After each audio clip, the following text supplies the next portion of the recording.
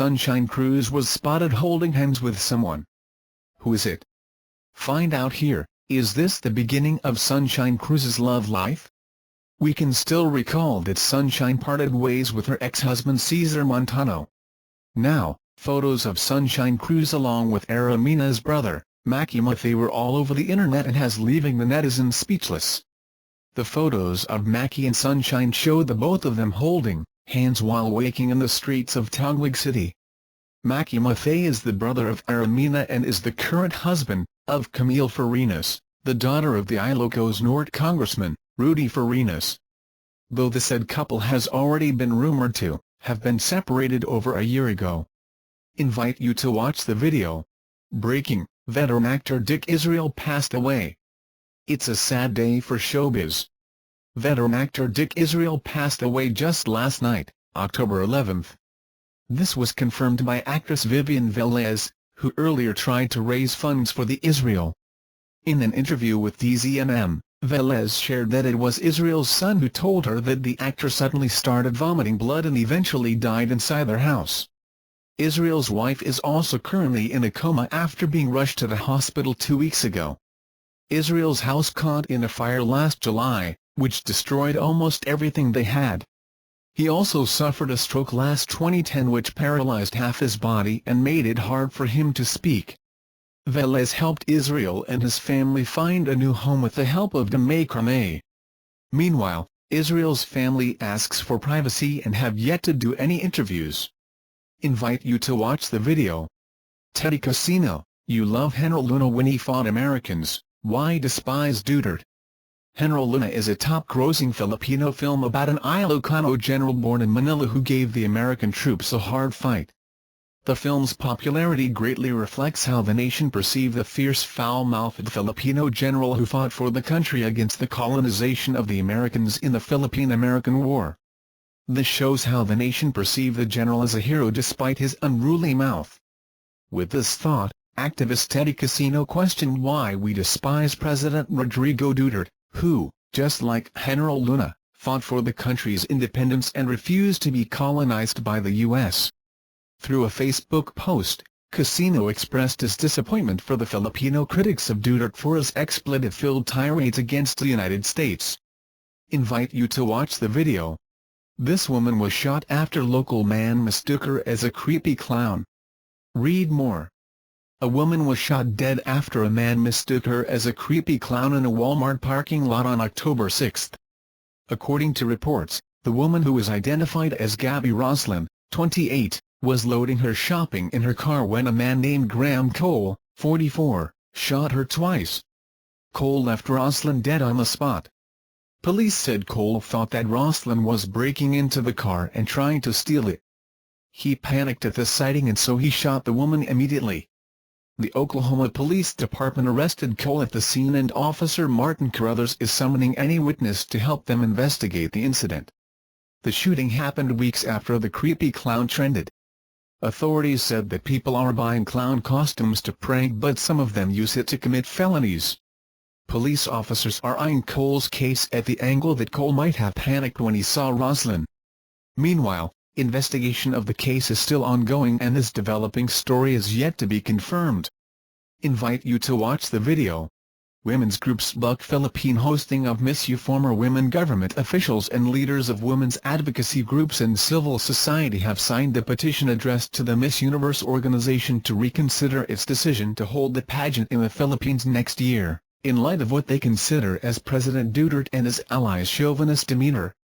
Among the prominent names in the petition that has so far gathered 58 signatories, based on a Facebook post by a certain Annie Serrano, were human rights activist Eda Rosales, former chairman of the Commission on Human Rights; Corazon Solomon, former secretary of the Department of Social Welfare and Development; former beauty queen Aurora Piwan, convener of the National Barangay Assembly in 2010; Karina Constantino David, former chairman of the Civil Service Commission under the Arroyo administration; singer Leah Navarro, co-convener of the Black and White movement that opposed former President Gloria Macapagal Arroyo; Imelda Nicolas, former chairman of the Commission of Filipinos Overseas; and Vicky Garcadarena, former president of Ayala Foundation.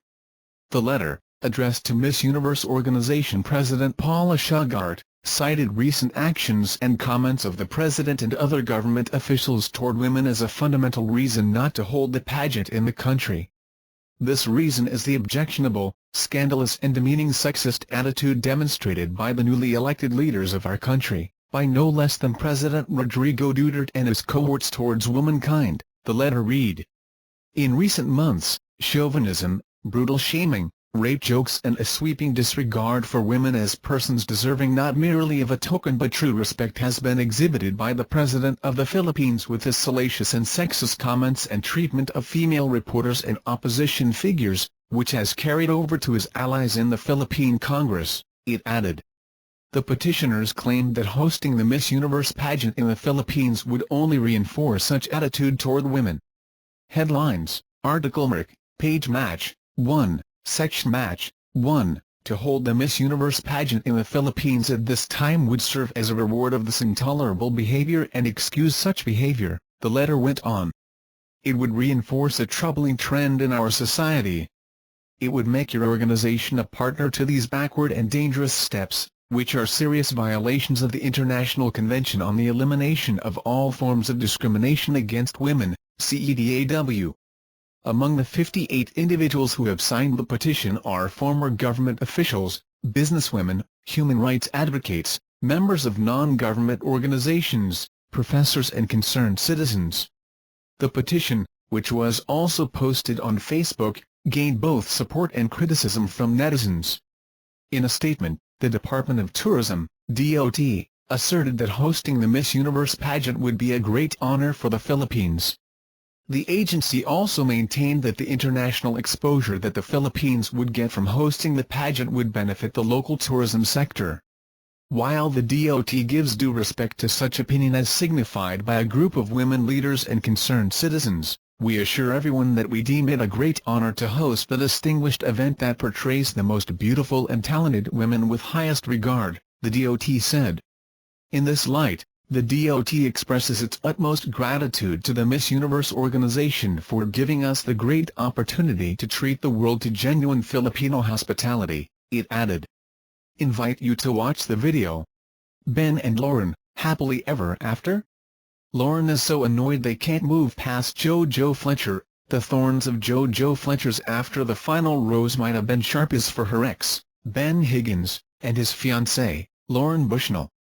The couple who got engaged during Season 20 of The Bachelor are the stars of Freeform's new reality show Ben and Lauren, Happily Ever After, which premiered Tuesday night. And it seems they're having trouble moving past a certain ghost of girlfriends past. Moments before Ben and Lauren took their seats in the audience before the live viewing of the Bachelorette episode, Lauren hesitated when Ben asked if she was ready. "I'm anxious, and I just wish I was back in Denver, hanging," she told him. "Well, now I feel bad for coming here," the second runner-up from Caitlin Bristow's season said before LB hit him with a classic "It's fine," adding, "This just isn't my idea of fun." What had Lauren so stressed? She was worried Ben might have unresolved feelings for JoJo, the other woman for whom he professed his love. "The roller coaster of emotions from reliving Ben being the Bachelor has been really difficult for me," Lauren told the cameras, "especially because at the end he was torn." The blogger said this has led to arguments, and Ben acknowledged it has been a source of some resentment. When a producer called to invite the future Higgins to JoJo's after the final rose, which insiders refer to as AFR, Lauren wrote the invitation off as a weird request and said people should let both parties move on. Lauren warily agreed to go to AFR, but after binge-watching JoJo's season to prep, she started to second-guess her decision. For someone who's supposedly moved on, JoJo talks a lot about Ben, she shared in an interview. But those who watched JoJo's season of The Bachelorette know JoJo has moved on. She gave her final rose to sports broadcaster Jordan Rogers, and they got engaged. JoJo is so over Ben she even invited her ex and Lauren on a double date so they could all catch up. That shouldn't be awkward at all, right Lauren? Ben accepted JoJo's invite without checking with his future wifey first, which he admitted was a bad move. "There's something that just makes me uneasy about the three of us sitting down," Lauren told Ben. "I don't know if that makes sense." She also confided to the camera, "I'm so annoyed. This chapter of my life is supposed to be with Ben, not with Ben, Lauren and JoJo." At AFR, Lauren told Ben she only agreed to come because she felt like she didn't have a choice, and she confessed that she was worried about how Ben would react to seeing JoJo. The two made it through AFR, though they did get into a tiff when Lauren didn't give Ben enough feedback about an answer he gave to host and drama superstar Chris Harrison. However, Lauren was still completely dreading lunch. "I don't want to resent JoJo," she admitted. "I don't want to resent Ben, and I think that's my biggest fear is I don't know if meeting up and having lunch will bring back those memories from months ago." Of course, the show ended before we saw Ben and Lauren sit down for a totally casual lunch date with J-Squared, so let's talk about the previews. Yes, we know that Ben and Lauren both enjoyed bachelor-bachelorette parties over the weekend in Las Vegas, as documented on social media, but the brief peeks at the coming season lead us to believe that their road has been rocky. In one scene, Lauren asked her sister if she thought Ben had cold feet. In another snippet, Ben told Lauren, "Marrying somebody involves knowing what you're getting into," while wiping tears from his eyes. And while wearing a white dress, Lauren asked Ben, "So, are you saying that the wedding is off?" Thank you for watching videos. You remember the likes and comments below. Thanks.